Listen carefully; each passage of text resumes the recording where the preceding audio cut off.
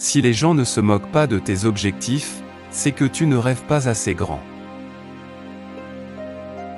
Mettez Dieu en premier dans tout ce que vous faites, et vous serez toujours en paix.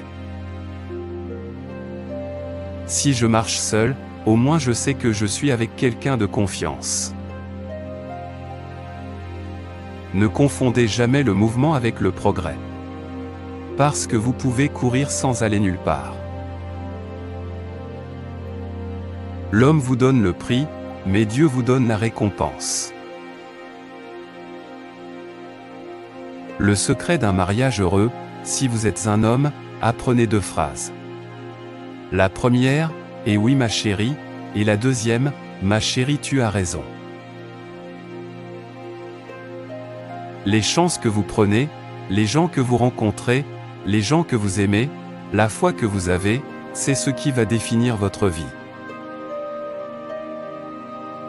Les rêves sans objectif ne portent à rien.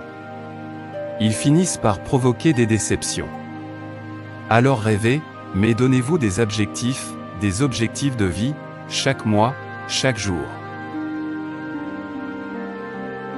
Chaque expérience ratée est un pas de plus vers le succès.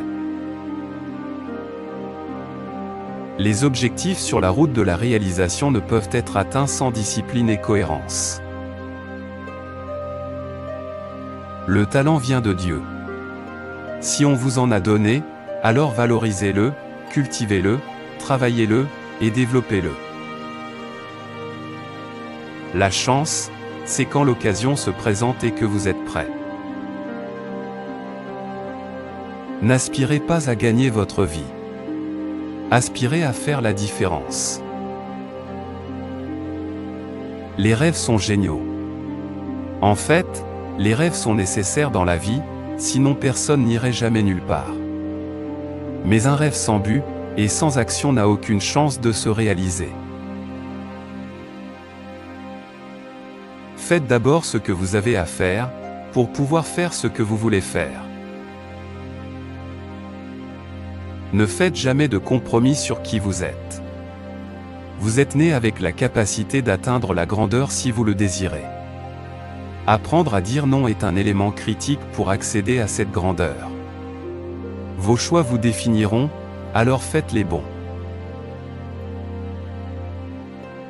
Tout travail, la comédie incluse devient ennuyeux à un moment donné, et même les meilleurs salaires ne peuvent pallier ça.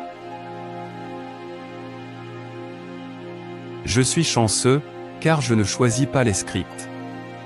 Ce sont les scripts qui me cherchent.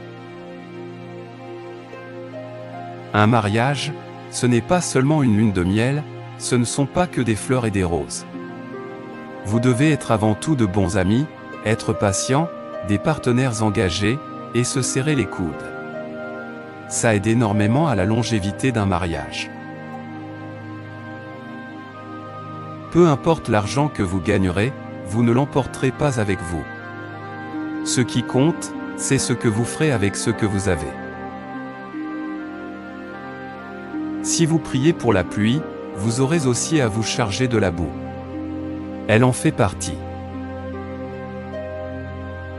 Pourquoi fermons-nous les yeux lorsque nous prions, pleurons, embrassons ou rêvons? Parce que les plus belles choses de la vie ne sont pas vues, mais ressenties par le cœur. Ce n'est pas parce que vous ne partagez pas votre vie sur les réseaux sociaux que vous n'êtes pas à la hauteur, ou que vous ne faites rien d'intéressant. Vivez et restez discret. Respectez sa vie, et ce qu'il y a de plus important. Certaines personnes ne vous apprécieront jamais, parce que votre esprit irrite leurs démons.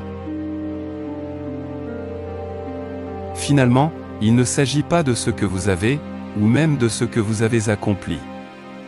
Il s'agit de ce que vous avez fait avec ces réalisations. Qui vous avez élevé, qui vous avez amélioré.